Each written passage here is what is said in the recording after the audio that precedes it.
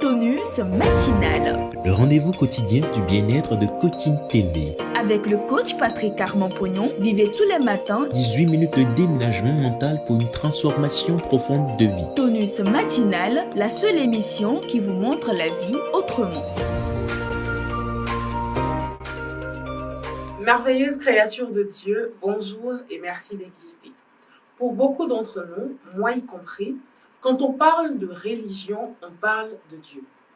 Et Coaching TV nous amène comme thème ce matin, ta religion n'intéresse pas Dieu. Oui, vous avez bien entendu, et c'est le thème du jour. Avons-nous tort en ce qui concerne notre perception de la religion, ou est-ce le thème du jour qui est erroné? Je n'ai qu'une seule envie, comprendre. J'ai donc le privilège de recevoir tout de suite, pour votre grand plaisir, le très respecté coach Patrick Armand-Pognon. C'est tout de suite après ceci, depuis le studio Augustine Ananatou Adam. Inscrire votre histoire, l'histoire de vos parents ou celle de vos entreprises sur Internet vous tient à cœur, mais vous ne savez à qui vous adresser. Ne cherchez plus loin. Pensez, imaginez et rêvez par le coach Patrick Armand-Pognon. Le site Wikiréussite s'offre à vous comme solution. Désormais, vous avez le choix d'avoir une présence numérique de meilleure qualité sans se déplacer grâce à une équipe dynamique de Wikiréussite qui vous propose la rédaction et publication d'une success story, de la présentation d'une entreprise ou d'un produit, l'élaboration et publication de CV professionnels et bien plus de services à la portée de tout type de personnes. Wikiréussite, la création d'une identité numérique pour tous. Bonjour coach Pognon. Bonjour. Segbo Olivier Charles de la France et Djobelou Yasset du Bénin fêtent un an de moins aujourd'hui. Quel est le degré du coach Pognon pour eux? De précieuses personnes, des personnes de valeur à qui il me plaît d'abord de rappeler combien ils sont importants pour moi, importants pour les ambassadeurs de développement et importants pour Dieu, le maître des temps et des circonstances, le propriétaire de toute vie. Et aussi, je voudrais décréter pour chacun d'eux beaucoup plus de santé, beaucoup plus de vie, beaucoup plus de joie, beaucoup plus de bonheur, beaucoup plus de plaisir, beaucoup plus d'argent. Que tous les bons abondent et surabondent dans votre vie maintenant et pour toujours. Tel est mon décret pour vous. Et la parole qui sort de ma bouche ne retourne pas à Dieu sans produire ce pourquoi c'est sorti. Coach Pognon à Abidjan les mercredis 31 août et jeudi 1er septembre 2022. Qui peut participer? Tout le monde. Tout le monde. Tous ceux qui veulent avoir la joie, le bonheur, la santé, l'argent et toujours et partout. Vous savez, lorsqu'on dit ces choses, les gens ont tellement entendu coaching, sont allés, n'ont pas trouvé grand-chose, qu'ils se demandent est-ce que ce n'est pas une façon de parler? Non, je crois que nous avons établi aujourd'hui le fait que si on apprend et on applique, on change de vie. Si on apprend, on applique, on change de vie. Ce que nous apportons à Abidjan, c'est le savoir pratique. Qui était la dernière fois au Congo-Brazzaville et un grand professeur d'université au soir de sa vie était à cette conférence. Et il prend la parole et il dit, comment à votre âge, vous pouvez connaître autant de choses pratiques? Il dit, moi, je suis un savant peut-être, mais vous êtes un sachant. Oui, c'est le savoir pratique qui permet, au sortir de la conférence, de changer de vie en matière de santé, de changer de vie en matière de bonheur conjugal, en matière de relations parents, de changer de vie en matière d'argent, de changer de vie en matière d'emploi, ainsi de suite. C'est ça que nous apportons à Abidjan. Et donc, je voudrais dire à tous ceux qui ont la chance d'avoir cette information, où que vous soyez sur le territoire ivoirien, descendez à Abidjan parce que ça va chauffer. Nouvelles du camp international Scout et Coaching. Les nouvelles sont très bonnes. Je crois que les uns et les autres sont en train de suivre à la manière dont nous communiquons. Je crois que c'est un parent qui a résumé la chose en disant « Ah, pourquoi on ne permettait pas aux parents de faire un pré-camp avant que les enfants le fassent ?» Parce qu'ils imaginent au retour des enfants combien ils vont les chauffer avec « j'ai mangé ci, j'ai fait ci, est-ce que toi tu as fait ci dans ta vie ?» et tout ça. Donc bref, je crois que ce n'est que le commencement du camp. Ce n'est que le commencement. Aujourd'hui, Coach Pognon rentre en jeu avec les communications. Et je peux vous assurer que je donnerai le meilleur de moi-même comme je sais le faire. Je vais vous expliquer pourquoi. Celui qui fait du bien aux enfants récoltera la joie. Celui qui fait du bien aux enfants récoltera la santé. Celui qui fait du bien aux enfants récoltera beaucoup d'argent. Les collaborateurs me demandent pourquoi je fais des choses au risque de dépasser largement ce que les enfants ont payé. Il dit parce qu'investir en les enfants, c'est financer Dieu. C'est faire un investissement chez Dieu. Et ça, je peux vous garantir qu'il n'y a aucun investissement au monde qui est plus important et plus rentable qu'investir en les enfants. Ce dimanche à 18h temps universel, Coach Pognon parle d'emploi et tout le monde peut suivre, peu importe sa position dans le monde. Donnez-nous plus de détails. Vous savez, la question d'emploi, là encore, on attend Dieu. On fait des sacrifices, on fait des prières, on fait des veillées de prière. Ce n'est pas ça qui donne l'emploi. Ce qui donne l'emploi, c'est de savoir, c'est de connaître. C'est de se rendre compte qu'on n'a pas la bonne clé et d'avoir la bonne clé. Quand vous avez une porte qui est fermée chez vous et vous rentrez à la maison, et vous vous rendez compte que vous n'avez pas pris la bonne clé. Est-ce que vous allez veiller? Non. Est-ce que vous allez prier? Non. Est-ce que vous allez faire quoi? Jeûne? Non. Vous allez chercher la bonne clé. C'est ça. C'est aussi simple que ça. Alors, je voudrais dire à tous ceux qui m'écoutent, dimanche, nous vous donnerons les clés de l'emploi. Nous vous donnerons les clés de l'emploi décent. Nous vous donnerons les clés de l'emploi au plan international. Et vous allez pouvoir utiliser cette clé et ouvrir, en fait, et définitivement, la serrure de l'emploi pour avoir votre emploi. Donc, bref, dimanche, rendez-vous pour ceux qui veulent, une fois pour toutes, apprendre, se mettre en mouvement et avoir des emplois décents. Tous ceux qui suivent Coach Pognon connaissent la réponse à la question que je m'apprête à poser. Mais pour les nouveaux, rappelez-nous qui est Dieu. À Dieu, c'est le patron. C'est-à-dire que celui qui ferme et personne ne peut ouvrir. Celui qui ouvre et personne ne peut fermer. Lui, quand il ferme, il attend que nous puissions, comme un étudiant à l'université, apprendre nos leçons pour qu'il puisse nous dire, ah, ok, tu mérites ton diplôme, j'ouvre la porte. Alors, lui, c'est pas nécessairement les jeûnes, c'est pas nécessairement les prières. Ce qui intéresse Dieu, c'est qu'on apprenne nos leçons. Que les mêmes causes produisent les mêmes effets, il faut changer la cause pour que l'effet change. Donc Dieu, c'est le commandant en chef. Dieu, c'est le patron. Dieu, c'est le maître absolu des temps et des circonstances. Dieu, c'est celui qui a le cœur de tout dirigeant dans le monde dans sa main. Il tourne ça avec qui il veut. Il fait ce qu'il veut, quand il veut et comme il veut. C'est lui Dieu, le patron, l'incommensurable, l'omniprésent, l'omnipotent, l'omniscient. C'est lui Dieu. Et c'est quoi la religion? La religion, il faut voir trois choses. C'est d'abord la conception de Dieu. Donc, c'est premièrement la conception qu'on a de Dieu. La deuxième chose, c'est l'engagement à une conception de Dieu. Et la troisième chose, c'est les pratiques d'une conception de Dieu. Donc, quand on parle de religion, on parle d'une conception de Dieu. Par exemple, vous prenez n'importe quelle religion, ils ont une manière de définir Dieu. Vous prenez n'importe quelle religion, ils invitent à s'engager dans cette conception de Dieu. Et vous prenez n'importe quelle religion, ils ont des pratiques pour aller vers Dieu. Donc, ces trois choses réunies font la religion. Coach Pognon, comment peut-on dire alors que la religion de quelqu'un n'intéresse pas Dieu? J'ai dit tout à l'heure la conception de Dieu.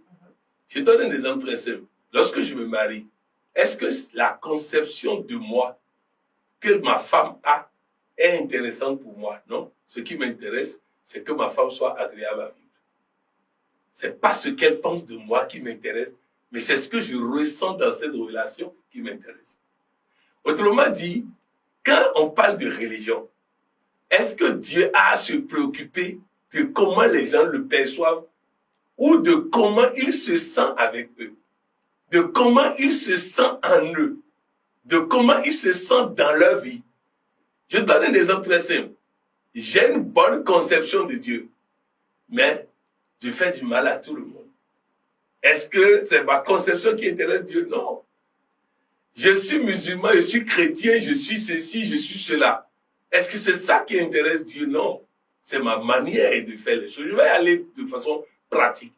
Vous savez, beaucoup de personnes aiment défendre les religions endogènes. C'est pas ça qui intéresse Dieu. Ce qui intéresse Dieu, c'est qu'est-ce que tu défends dans les religions endogènes. Beaucoup de personnes se mettent à défendre Jésus. Je l'ai fait pendant longtemps. Un jour, je me suis dit, si Jésus ne va pas se défendre, Alors, il ne mérite pas que je l'adore. Beaucoup de personnes aiment défendre le prophète Mahomet. Vous voyez un peu? Alors que c'est pas ça qui intéresse même le prophète Mahomet. Même Jésus, c'est pas ça qui les intéresse. Quel est, tu me défends, mais quelle est la vie que tu mènes qui va faire qu'à cause de ta vie à toi, on saura que moi je suis vrai. On saura que moi je suis vérité. Quelle est ta vie à toi? Je donne des exemples très simples. Aujourd'hui, grâce au coaching, allez demander aux femmes des membres fiables musulmans. Ils vous diront combien ils sont contents d'avoir leur mari. Ça veut dire quoi?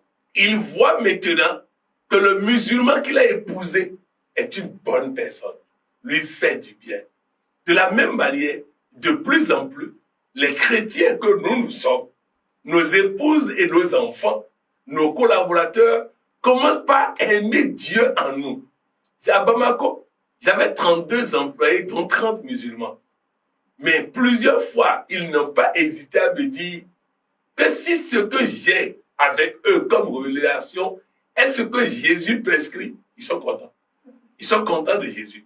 Donc c'est pour dire qu'il est important que vous compreniez qu'en réalité, ce n'est pas votre religion qui intéresse Dieu, mais la vie que vous menez. Comment lui, Dieu, se sent dans votre vie.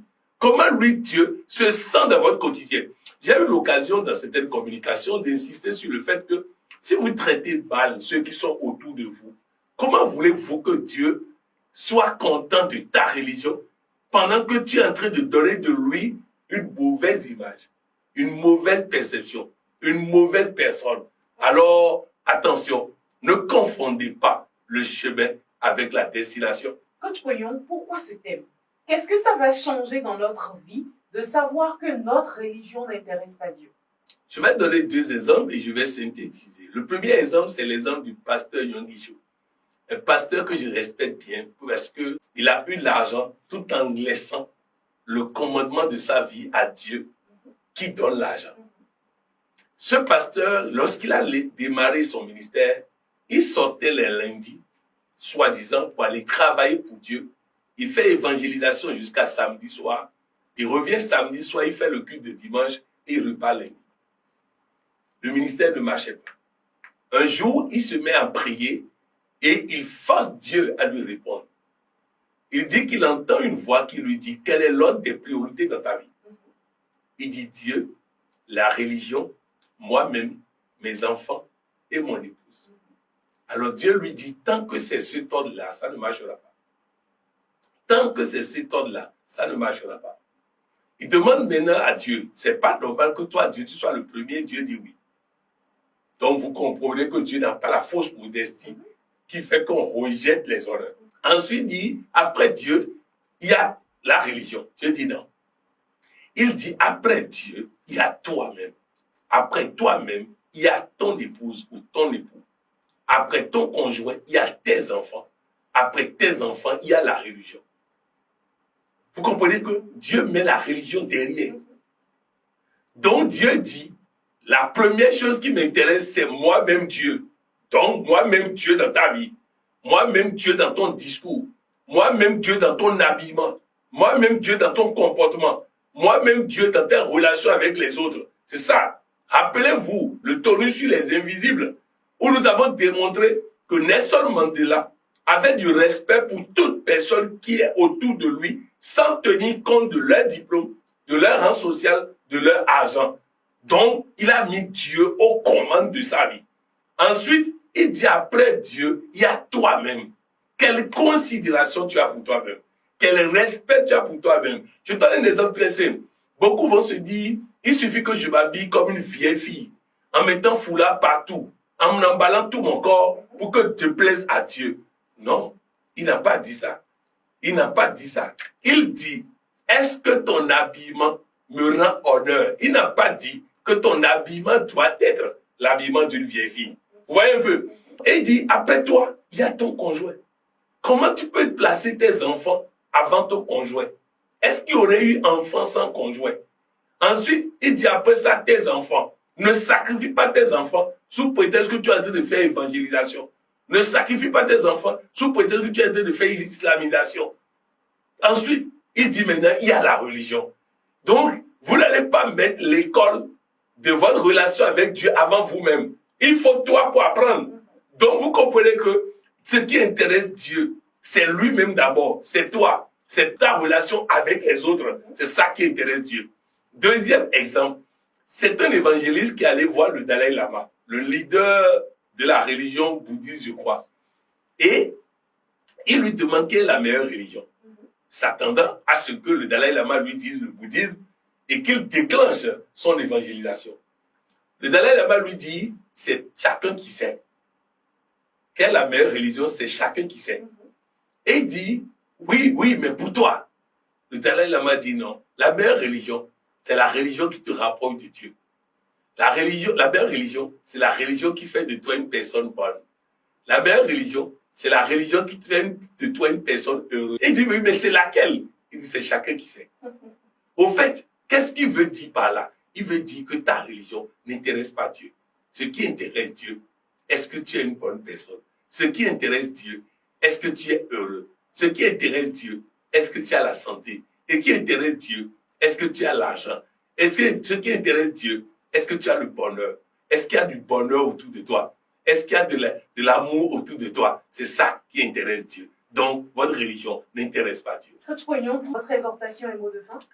Je voudrais dire à chacun et tous, il est important et essentiel que cette onus vous serve à quelque chose. Personnellement, j'ai pensé pendant longtemps que la religion que je menais et les personnes que je fréquente, leur religion, étaient déterminants pour Dieu. Ainsi donc, à Bamako, j'étais un chrétien extrémiste, j'étais un chrétien borné. Quand je rentrais dans un taxi, un musulman rentrait, je descendais. Je n'avais aucun rapport avec quelque musulman que ce soit. J'étais isolé dans le milieu chrétien et j'estimais que c'était comme ça. Dieu ne veut que les chrétiens, il ne veut pas les musulmans. C'est ce que j'ai pensé pendant longtemps. Et pendant ce temps, face aux difficultés, je me suis rendu compte que ça, c'est pas Dieu. Lorsque j'ai eu des difficultés à Bamako, je n'ai pas trouvé les chrétiens que je pensais être ceux que Dieu voulait que je fréquente. Ce sont des musulmans qui ne me connaissaient ni d'Adam ni d'Ève, qui ont pris ma défense. Pendant que des gens avec qui je mange tous les jours, je vis tous les jours, ont trouvé que j'étais devenu une mauvaise personne parce qu'il y avait de mauvaises rumeurs sur moi. Alors les amis, je vais vous dire une chose.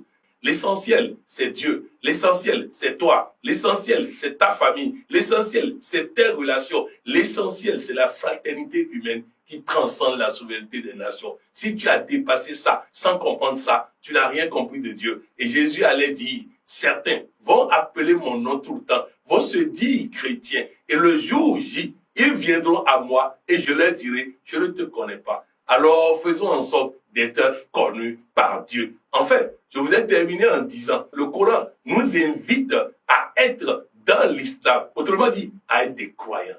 Parce que celui qui ne croit pas en Dieu et qui ne vit pas une relation personnelle avec Dieu n'aura pas part à Dieu. Merci, coach. Merci. Coaching TV vous remercie pour votre attention. Abonnez-vous à notre chaîne YouTube pour contribuer aussi à la transformation positive du monde.